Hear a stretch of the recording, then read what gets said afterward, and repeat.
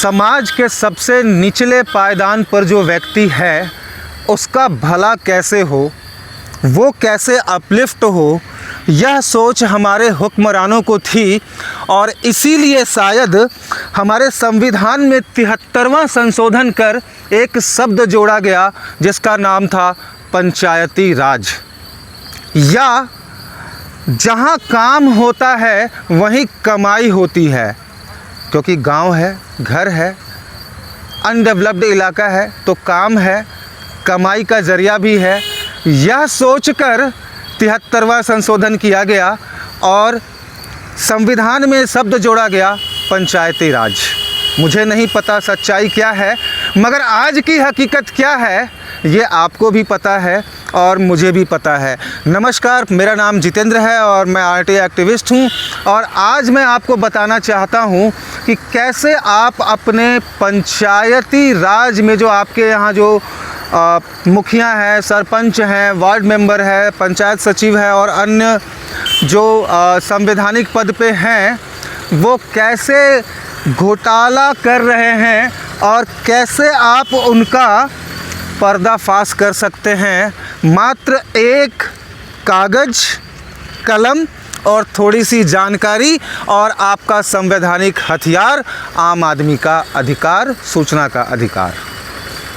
हम आपको आज सिखाएंगे कि कैसे आप बहुत ही आसान सरल शब्दों में एक सूचना का अधिकार अधिनियम के तहत अपना आवेदन लिख सकते हैं और अपने पंचायत में हो रहे घोटाले का पर्दाफाश कर सकते हैं।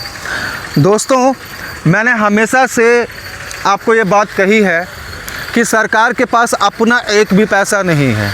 यह पैसा 3 रुपए की बिस्किट से लेकर के 3000 करोड़ के हवाई जहाज़ के जब हम ख़रीदते हैं तो हम कुछ न कुछ टैक्स पे करते हैं। हम जब भी कोई सेवाएं लेते हैं हम कुछ न कुछ जीएसटी के नाम पे टैक्स पे करते हैं। वही पैसा जो है घूमकर हमारे समाज के लिए, हमारे प्रखंड के लिए, हमारे पंचायत के लिए अलग अलग योजनाओं के माध्यम से विकास के नाम पर आता है। तो पैसा तो हमारा है, तो हिसाब मांगने का अधिकार भी हमारा है और ये अधिकार हमें हमारा संविधान दे रहा है। फिर चुप क्यों बैठे हैं? उठिए, जागिए और लड़िए इस घपलेबाज सरकार से। सिर्फ और सिर्फ 5 मिनट में आपको सिखाऊंगा कि कैसे आप सूचना का अधिकार का इस्तेमाल कर एक जागृति पैदा कर सकते हैं।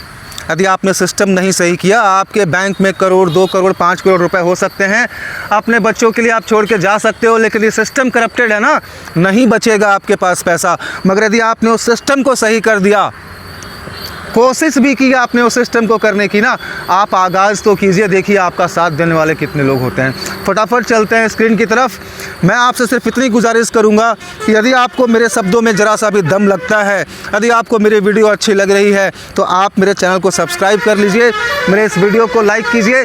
मेरे चैनल पर और भी बहुत सारे आरटीआई से रिलेटेड वीडियो हैं, आप उनको देखिए और लोगों तक इसे शेयर कीजिए ताकि और भी लोग सीख सकें, जान सकें और एक नई जागृति पैदा हो हमारे समाज में जो हमें एक अच्छी दिशा दे और हमें एक अच्छे समाज की तरफ ले जाए। चलते हैं फटाफट स्क्रीन की तरफ। तो अब हम आ गए हैं स्क्रीन की तरफ और आप लोग ऐसे ही एक वाइट पेज ले लीजिएगा। जो लोग कंप्यूटर पे करना चाहे वो कंप्यूटर पे भी इसको टाइप कर सकते हैं और जो लोग हैंड रिटन करना चाहे, हस्तलिखित करना चाहे, वो एक सादा पेज ले लीजिएगा और सादे पेज पे जैसे जैसे मैं लिख रहा हूँ बस आपको वैसे वैसे ही लिखना है। प्रश्नों में आप थोड़ा बहुत फेरबदल अपनी ज़रूरत के हिसाब से कर सकते हैं। तो चलते हैं फटाफट सादे कागज से। और आपको सबसे पहले क्या करना है, इसमें सबसे पहले आपको एक हेडर बनाना है जो कि आपके नाम और आपके पते का हेडर होना चाहिए। जैसे मैंने इसमें लिख दिया है, मेरा नाम जितेंद्र कुमार, पता श्री राम नगर, सीता वाटिका, हनुमान मंदिर के निकट, दरभंगा, बिहार। तो आप इस पते पे मत जाइएगा, ये एक डमी पता है आपको, लेकिन अपना ओरिजिनल पता लिखना है, फोन नंबर लिखना है और यदि आपके पास ईमेल आईडी हो तो आप ईमेल आईडी लिख दीजिएगा, नहीं हो तो कोई ज़रूरत नहीं है। फ़ोन नंबर भी मैंडेटरी नहीं है, मगर मैं कहता हूँ लिखने के लिए इससे क्या होता है कि कई बार जो है जो आपके आवेदन का जवाब है वो ईमेल माध्यम से भी आ जाता है, और इसमें डाक माध्यम से जो समय लगता है 5 से 6 दिनों का पत्राचार का, वो समय आपका बच जाता है। उसके बाद जो अगला स्टेप है वो हमें लेना है दिनांक, यानी कि जिस भी डेट को हम ये एप्लीकेशन लिख रहे हैं, ये आवेदन लिख रहे हैं, वो दिनांक आपका होना चाहिए। आप यहाँ पे जो भी दिनांक पे आप आवेदन लिखेंगे वो दिनांक आप यहाँ पे लिखेंगे। अब जैसे कि मैंने आपको बताया था कि मैं जो ये आवेदन है, ये आवेदन हम पंचायती राज में लिख रहे हैं। तो आपको ये पता है कि जब भी हम कोई भी सूचना का अधिकार अधिनियम के तहत आवेदन लिखते हैं तो वो हमें लिखना होता है जन सूचना अधिकारी को उस विभाग के नाम से। तो अभी हमको क्या करना है, अगला स्टेप जो है हम लिखेंगे कि सेवा में जन सूचना अधिकारी पंचायती राज विभाग। पंचायती राज विभाग क्यों? क्योंकि हम इसमें आज ग्राम पंचायत सरकार से संबंधित कुछ जानकारी आरटीआई के माध्यम से मांगने वाले हैं और वो चीज हम सीखने वाले हैं। तो हम इसमें लिखेंगे सेवा में जन सूचना अधिकारी पंचायती राज विभाग, आपके जिले का नाम आप लिखेंगे, राज्य का नाम लिखेंगे और पिन कोड लिखेंगे। इसके बाद एक बहुत ही महत्वपूर्ण स्टेप होता है और वो होता है विषय। तो विषय में हमेशा आपको यही लिखना है जो मैंने लिखा है, सूचना का अधिकार अधिनियम 2005 के तहत आवेदन। आपको इस लाइन में कुछ भी फेरबदल नहीं करना है। हाँ, आप इसमें थोड़ा बहुत ऐड कर सकते हैं, जोड़ सकते हैं, जैसे ग्राम पंचायत XYZ से संबंधित सूचना का अधिकार अधिनियम 2005 के तहत आवेदन। लेकिन ये जो लाइन है सूचना का अधिकार अधिनियम 2005 के तहत आवेदन, इसमें कोई फेरबदल मत कीजिएगा, ये एज इट इज ऐसा ही रहेगा। अदरवाइज किसी न किसी बहाने से जो है जो जन सूचना अधिकारी है वो आपके आवेदन को निरस्त कर सकते हैं, और वो पहला कारण यही ढूंढते हैं कि किसी तरीके से जो है इसको निरस्त किया जाए। अगला जो पॉइंट आपको लिखना है वो आपको मैटर लिखना है कि हम अब इसमें हमें सूचना क्या क्या चाहिए और किस शब्दों का चयन करके हम उसको लिखें। तो मैंने लिखा है महोदय पंचायती राज ग्राम पंचायत XX, यहाँ पे आप अपने पंचायत का नाम लिखेंगे, पूरा पता लिखेंगे, राज्य लिखेंगे, के संबंध में सूचना का अधिकार अधिनियम 2005 के तहत निम्नलिखित सूचनाएं उपलब्ध कराएं। देखिए, आप जो है ना हमेशा ओपन एंडेड कभी भी क्वेश्चन मत कीजिएगा, वो आपका रिजेक्ट हो जाएगा। हमेशा आपको स्पेसिफिक रहना है कि आपको क्या डाटा चाहिए और कब से कब तक का चाहिए। जैसे मैंने पहला क्वेश्चन लिखा है कि उपरोक्त पंचायत को, यानी कि ऊपर जो मैंने पंचायत लिखा है, उपरोक्त पंचायत को 1/4/2020 से 1/4/2022 के बीच कुल कितनी राशि का आवंटन किया गया। आवंटित राशि का ब्यौरा निम्नलिखित विवरण के साथ दें। राशि किस वर्ष आवंटित की गई, कितनी राशि आवंटित की गई, कार्य का नाम एवं संक्षिप्त विवरण जिसके लिए आवंटन किया गया, कार्य कराने का निर्णय कब और किस आधार पर लिया गया, इससे संबंधित निर्णयों की प्रति भी उपलब्ध कराएं। कई बार ऐसा होता है दोस्तों, मैंने देखा है कि गांव में बेकार के काम होते हैं जिसका कोई जरूरत ही नहीं है, जहां पे किसी चीज की कोई जरूरत ही नहीं है उस निर्माण कराने की, वो निर्माण कार्य भी होता है। और वो क्यों होता है ये मुझे आपको बताने की जरूरत नहीं है। तो जब आप इस तरीके के प्रश्न को पूछते हैं ना, तो आपको जो जवाब आएगा उससे आपको ये पता चलेगा कि किस तरीके के गड़बड़, धांधली और घोटाले हो रहे हैं। अब इसमें अगला प्रश्न जो आपने लिखना है वो लिखना है कि उपरोक्त पंचायत को इतने तारीख से इतने तारीख के बीच खर्च की गई राशि का ब्यौरा निम्नलिखित विवरण के साथ दें। अब देखिए, मैं ये टाइप कर रहा हूं, पहले टाइप कर देता हूं। देखिए, तो अब मैंने इनसे विवरण मांगा है कि भैया ये तो आपने पहला क्वेश्चन था कि कितना पैसा मिला और किस किस कार्य के लिए मिला। अब जरा हमको ये बताओ कि खर्च कहाँ कहाँ किया और किस किस के लिए किया। तो कार्य का नाम एवं संक्षिप्त विवरण जिसके लिए खर्च किया गया, कार्य के रेखा चित्र यानी कि डायग्राम की एक अटेस्टेड कॉपी, कार्य के लिए स्वीकृत राशि कितनी थी, कार्य स्वीकृत होने की तिथि क्या थी, कार्य शुरू होने की तिथि क्या थी, कार्य समाप्त होने की स्थिति क्या है या अभी चालू है ये बता दीजिए, और कार्य आपने किस एजेंसी से कराया, कार्य का ठेका जो है कॉन्ट्रैक्ट आपने किस दर पे दिया, कितनी राशि आप पे कर चुके हैं, और जरा जनाब उन लोगों के भी नाम बताइएगा जो जूनियर इंजीनियर हैं या सहायक हैं जो इन सभी कार्यों के निरीक्षण किए हैं और उन्होंने पेमेंट की अप्रूवल दी है, और ये भी बताइएगा कि उन्होंने इस कार्य के कौन से पोर्शन का निरीक्षण किया।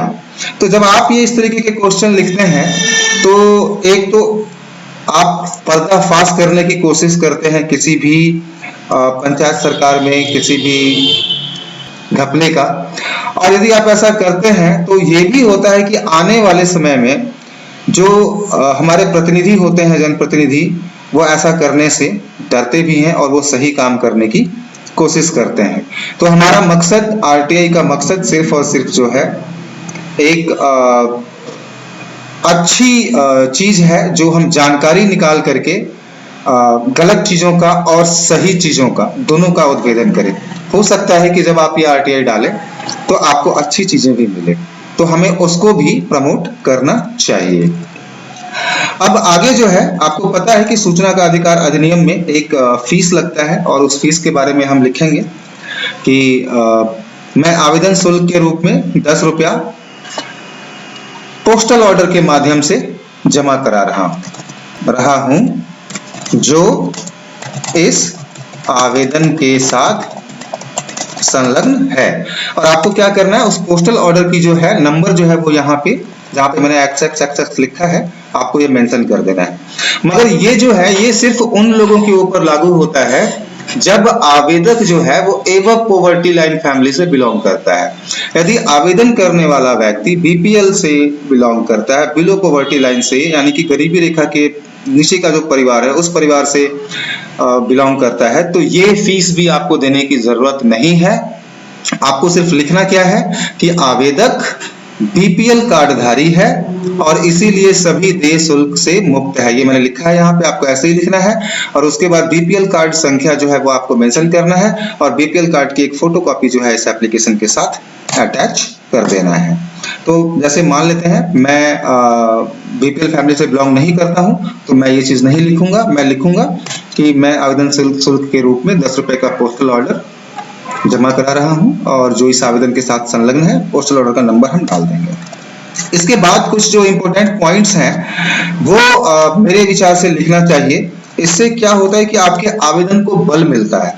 बहुत सी ऐसी जानकारी तो आप उनको बता देंगे क्योंकि उनको पता भी नहीं होगा।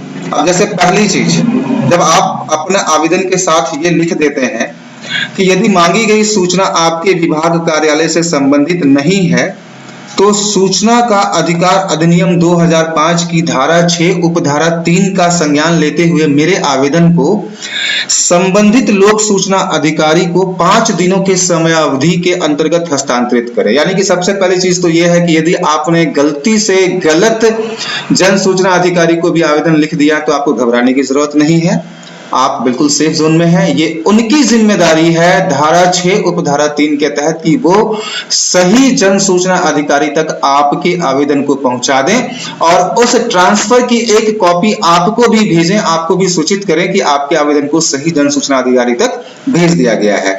तो कई बार तो ऐसा होता है मित्र कि उनको पता ही नहीं होता है कि ऐसा भी कुछ नियम है, तो ऐसे में यदि आप लिख देते हैं तो उनके लिए ज्ञान की भी एक बात हो जाती है। और दूसरी चीज, यदि उनको पता भी है तो उनको ये पता चल जाता है कि आवेदन लिखने वाला जो है ना उसे ये चीज पता है। तो यदि गलती से मेरे पास ये आवेदन आ गया है तो इसको सही जगह पे भेज दिया जाए।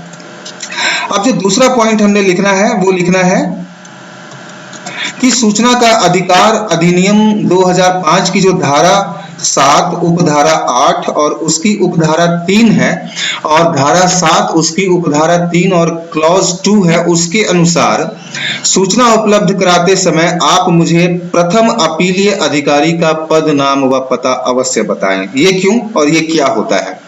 तो देखिए, कई बार ऐसा होता है कि हो सकता है आपके पास जो पता आवेदन जो आप भेजेंगे, आपको जो उसका जवाब आएगा या तो वो अधूरा हो या गलत हो या गुमराह करने वाला हो या ना आए। या वो आपको रिजेक्ट कर दें, तो ऐसी स्थिति में आप एस्केलेट कहां करेंगे, कंप्लेंट कहां करेंगे उस विभाग में।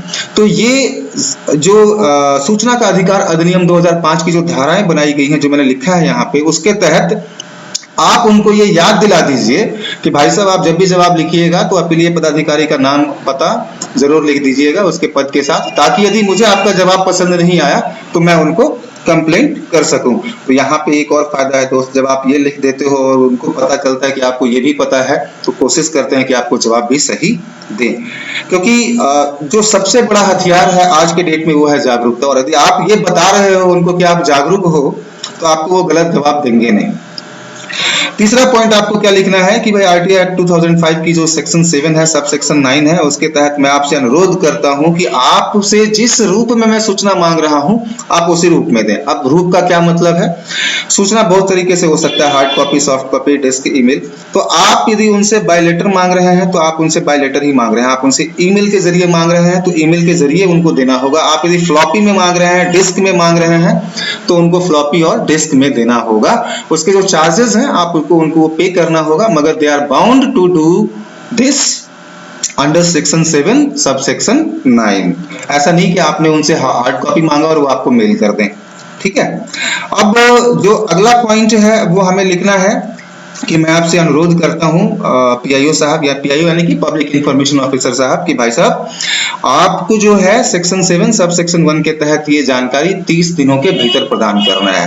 अब ये 30 दिन के ऊपर बहुत सारे लोगों को कंफ्यूजन है, मैं फिर से एक बार क्लियर कर देता हूं। 30 दिन आपने जिस दिन आवेदन लिखा उस दिन से शुरू नहीं होता।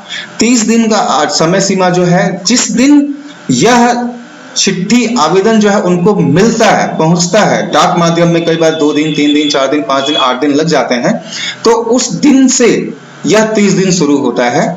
और आखिरी 30 दिन कौन सा होता है? 30वां दिन, जिस दिन वो जवाब लिख दे। तो जिस दिन वो जवाब लिख देंगे वो तीसरे दिन भी जवाब लिख सकते हैं, और वो सेक्शन 7 सब सेक्शन 1 के तहत वैलिड है। उसके बाद हो सकता है कि फिर से 5, 7, 10 दिन जो है आपको पत्राचार में समय लग जाए। अगला जो है बहुत इंपॉर्टेंट पॉइंट है, इसको जरूर लिखिएगा कि भाई साहब यानी कि जन सूचना अधिकारी जी, सेक्शन 7 सब सेक्शन 8 के तहत यदि आप मेरा एप्लीकेशन रिजेक्ट कर देते हैं, कोई दिक्कत नहीं है, आप रिजेक्ट कर सकते हैं, आपके पास पूरा राइट है। लेकिन सेक्शन 7 सब सेक्शन 8 के तहत आपको ये बताना पड़ेगा कि आपने मेरा एप्लीकेशन क्यों रिजेक्ट किया है।